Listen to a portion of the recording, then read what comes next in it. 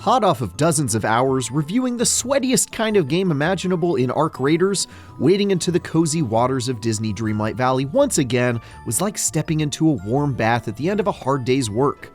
I've managed to mostly keep up with this charming Disney-infused life simulator for the past 3 years, which has been content with adding a handful of new areas and characters here and there rather than innovating in that time. But with its latest expansion, Wishblossom Ranch, developer Gameloft Montreal promised a massive new region to explore atop the back of various recognizable steeds that seemed like a perfect reason to return for an extended stay. It's without question the most ambitious update yet, with some interesting mechanical tweaks, like the focus on riding and building bonds with horses to unlock new abilities. But that ambition comes at the cost of this being the most buggy version of Disney Dreamlight Valley so far. Similarly, the new map has some of the most creative and unique regions I've seen in any cozy game, but that's offset by new characters that I had a hard time connecting with, and the usual completely unnecessary grind to get through its main quests. All in all, I'm still glad to be back in the comforting embrace of this incredibly zen game, but the admirable risks Wishblossom Ranch takes only pay off some of the time.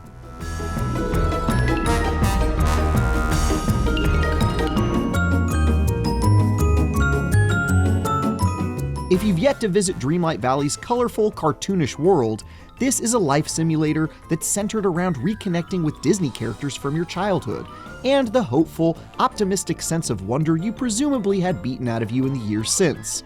You'll run around performing low-stress activities like gardening, cooking, and fishing while hanging out with the likes of Simba from The Lion King, Elsa from Frozen, and Goofy from, well, it's Goofy. Wishblossom Ranch is the latest made-up compound word followed by a location noun to be added to the mix, and it asks you to solve a mystery surrounding a place where one's wishes are granted that seems to have run out of magic. While hot on the case, you'll meet a handful of new Disney characters to befriend, explore and settle the biggest regions Dreamlight Valley has seen so far, and most importantly, unlock a roster of iconic mounts to ride around on. When all of that is working, it's some of the best spent hours this chill adventure has offered me yet. As the name Wishblossom Ranch implies, the main attraction this time around are the four-legged creatures you'll tame, each with their own special ability to help you navigate the world and solve simple puzzles. The brave and bold Maximus from Tangled will let you leap across large gaps, while the mighty and battle-tested Khan from Mulan can kick apart physical barriers.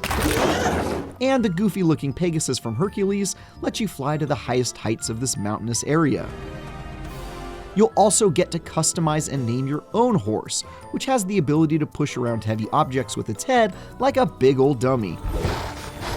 The puzzles you'll solve using this suite of ponies are extremely basic, mostly serving as reminders that you can and should switch between mounts instantaneously and use their unique skills to push heavy blocks onto weighted pressure plates or kick obstructions to pieces, but they do a good job at giving you a reason to toggle between each of the loyal stallions, and a good reason to level up your bonds with them. The best part of these new companions, though, is the fact that they solve one of my least favorite things about Disney Dreamlight Valley since the very beginning: how insanely slow you move. I've had a bone to pick with this game for many years now on how painfully sluggish it feels to move around, even when aided by fast travel from zone to zone. But hopping atop a mount makes travel times so much faster, it's completely resolved that issue. And since you can train your mount to help you with things like stomping on ore deposits to mine for gems or dig holes in the ground for gardening, you can do lots of activities without ever having to dismount, which is a great touch. Really, the only issue is that now the old areas feel so claustrophobic and small because you can sprint across them so quickly, and they could already be fairly tough to navigate on foot. Thankfully, the new areas have been designed with mounted travel in mind and are properly expansive, and getting caught in small environments in the old regions is still a lot less annoying than spending minutes on end slowly crawling through them.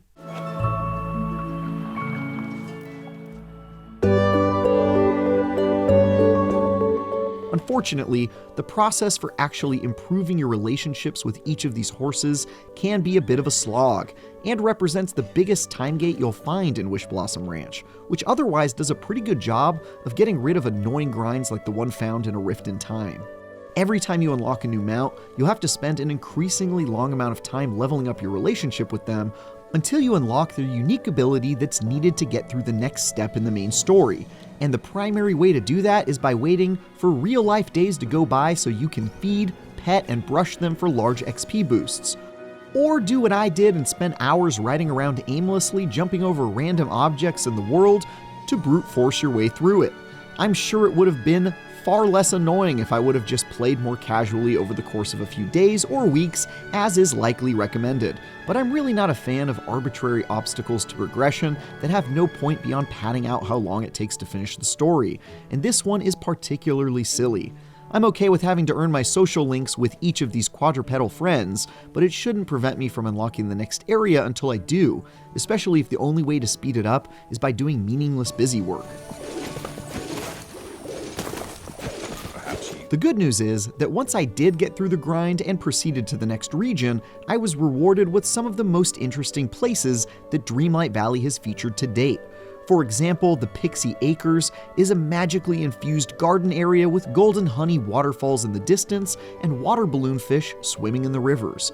While my personal favorite area, Glamour Gulch, is entirely fashion themed and has pincushion fruit growing on trees, flowers that are made out of needles and thread, and mushrooms on the ground that are actually little buttons.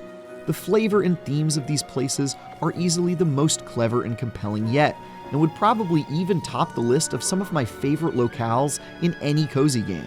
It's especially cool when you start gardening with seeds found in these areas to grow things like a vegetable made out of silk thread, or cooking recipes out of those ingredients to whip up an entree called button stew.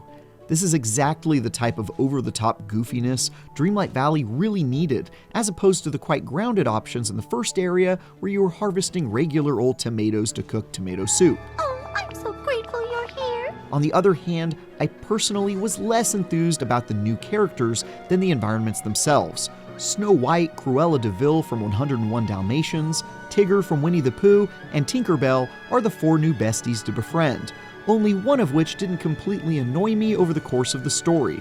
Snow White's creepy cheeriness and impossibly high-pitched voice gave me the willies. Please, go on.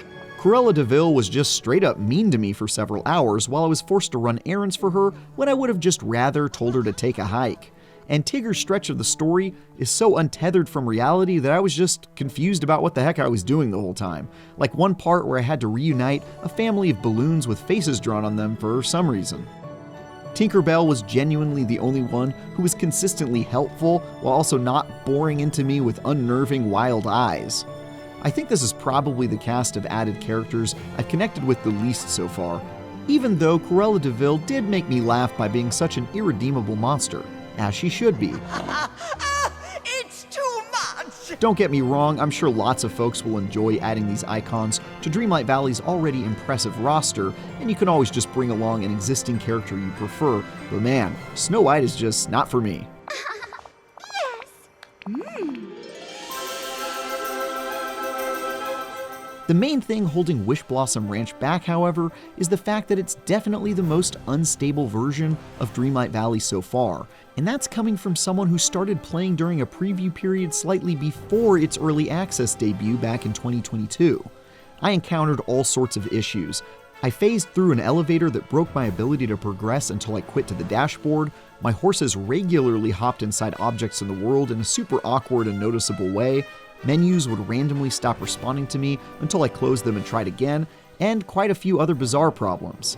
And of particular annoyance, the absolutely atrocious camera problems Dreamlight Valley has always suffered from are amplified by the existence of bulky horses you spend a lot of time trotting upon, whose unwieldy nature caused the camera to clip through all sorts of pieces of the environment and cause a ton of issues.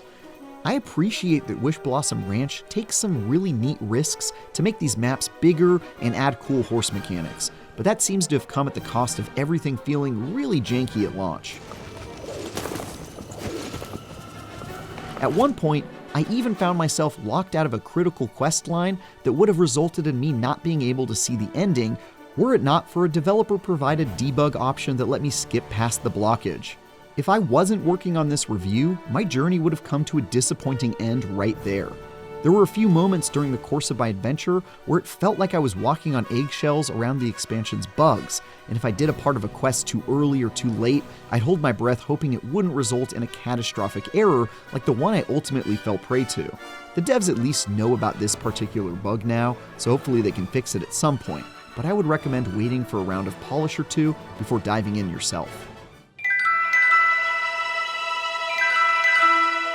Disney Dreamlight Valley's Wishblossom Ranch expansion is an intriguing new chapter in a cozy game I've enjoyed for several years, but it also suffers from some growing pains. The new areas are filled with some of the most creative stuff I've seen in a life simulator in quite some time, and the four-legged companions you can ride offer fun ways to engage with familiar, cozy activities, not to mention make getting around so much faster. I would have liked some more exciting new characters to befriend, and the grind to level up your relationship with each of the mounts has unnecessary time gates that I could have done without, but these missteps didn't drag down the good times too much. Instead, the real issue is that at the time of this review, Wishblossom Ranch has just been way too buggy to comfortably enjoy, or in my case, even finish without a workaround. Hopefully, its biggest issues will get patched up, but for now, it's made an otherwise enjoyable expansion significantly less so. For more, check out our recent reviews of Dispatch or more Disney-adjacent action with Marvel's Deadpool VR, and for everything else, stick with IGN.